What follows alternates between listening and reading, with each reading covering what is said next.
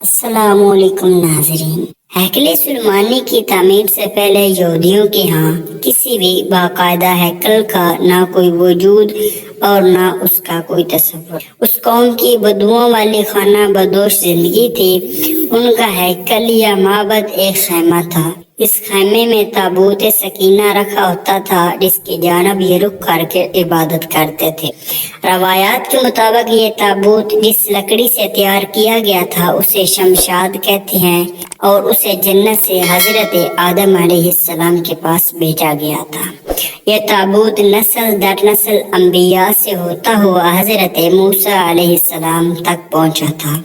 اس مقدس صندوق میں حضرت موسیٰ علیہ السلام کا عصا، من و سلوہ اور دیگر انبیاء کی یادگاریں تھیں۔ یہودی اس تابوت کی برکت سے ہر مصیبت و پریشانی کا حل لیا کرتے تھے۔ مختلف اقوام کے ساتھ جنگوں کے دوران اس صندوق کو لشکر کے آگے رکھا جاتا، اس کی برکت سے دشمن پر فتح پایا کرتے تھے۔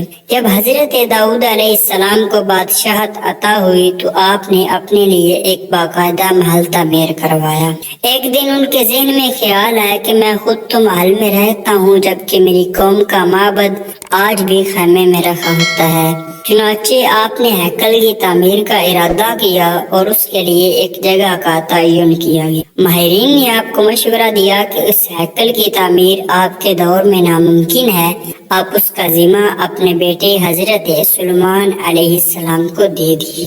چنانچہ حضرت سلیمان علیہ السلام نے اپنے دور حکومت کے چوتھے سال میں اس کی تعمیر کا باقاعدہ آغاز کیا گیا۔ آج اس کی بناوٹ اور مضبوطی سے اندازہ کیا جا سکتا ہے کہ یہ تعمیر انسانوں کے بس کی بات نہیں تھی۔ اتنے بھاری اور بڑے پتھروں کو ان جنات کی طاقت سے چنا گیا تھا جن پر حضرت سلیمان علیہ السلام کی حکومت تھی۔ یہ ہیکل، معبد یا مسجد بہت عالیشان اور وسیع و عریض تھی۔ اس میں 3 حصے تھے۔ بیرونی حصے میں عام لوگ عبادت کرتے، اس سے اگلے حصے میں علماء جو کہ انبیاء کی اولاد میں سے ہوتے ان کی عبادت کی جگہ تھی۔ اس سے اگلے حصے میں جسے انتہائی مقدس سمجھا جاتا تھا، اس میں تابوت سکینہ رکھا گیا تھا۔ اس حصے میں کسی کو بھی داخل ہونے کی اجازت نہیں تھی۔ وقت گزرتا رہا، اس دوران بنی اسرائیل میں پیغمبر مبعوث ہوتے رہے۔ یہ قوم بد سے بدتر ہوتی رہی۔ یہ کسی بھی طرح اپنے گناہوں سے توبہ طائب ہونے یا ان کو ترک کرنے کے لیے تیار نہ تھی۔ یہ بالکل ہماری آج کی مسلمان امت کی طرح ایک جانب عبادت کیا کرتے تھے، دوسری جانب اللہ کے احکام کی صریح خلاف ورزی بھی کرتے تھے۔ ان کی اس دوگلی روش سے اللہ پاک ناراض ہو گیا۔ ان کے پاس سب سے پہلے حضرت موسیٰ علیہ السلام رسول کے طور پر بھیجے گئے تھے، اور دوسرے رسول حضرت عیسیٰ علیہ السلام تھے۔ حضرت موسیٰ علیہ السلام حضرت عیسیٰ تک کا وقت 1400 سال بنتا ہے۔ ان کے علاوہ ایک بہت بڑی تعداد میں انبیاء بھی بھیجے گئے، لیکن یہ قوم سدھرنے کو تیار نہ تھی۔ حتیٰ کہ ان کی شکلیں تبدیل کر کے بندر اور سور بنایا گیا، لیکن یہ گناہوں سے باز نہ آئے۔ تب اللہ نے ان پر لعنت کر دی۔ 586 میں بخت نصر نے ان کے ملک پر حملہ کیا، ان کا ہیکل مکمل طور پر تباہ و برباد کر دیا۔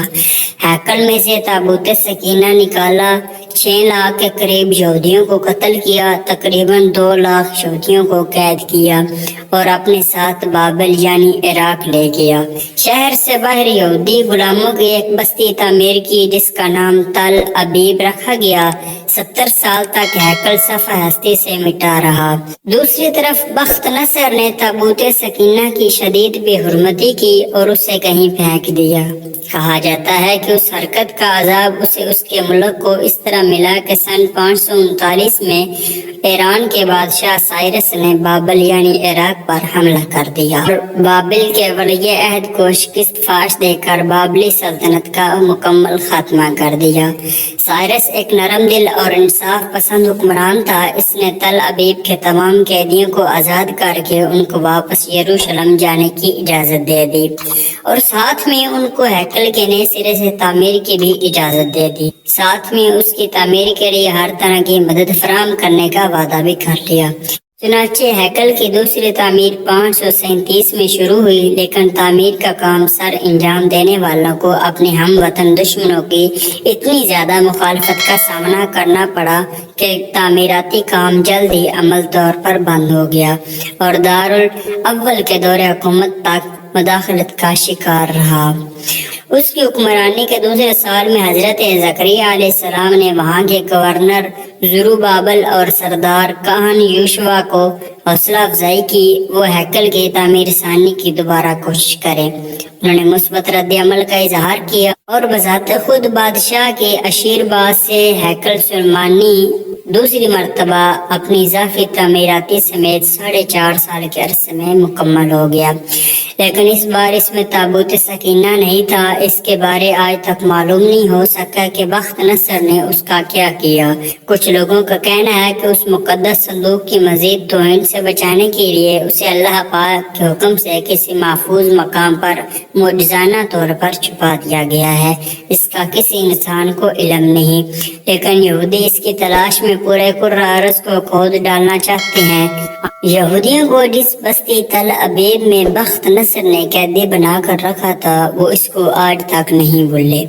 उन्होंने इसराइल बनाने के बाद अपने एक शहर का नाम तल अबीब रख लिया, जबकि हम मुसलमान उस मस्जिद अक्सा को भी भूल चुके हैं जहां हमारे नबी सल्लल्लाहु अलैहि वसल्लम ने मेराज का सफर शुरू किया था।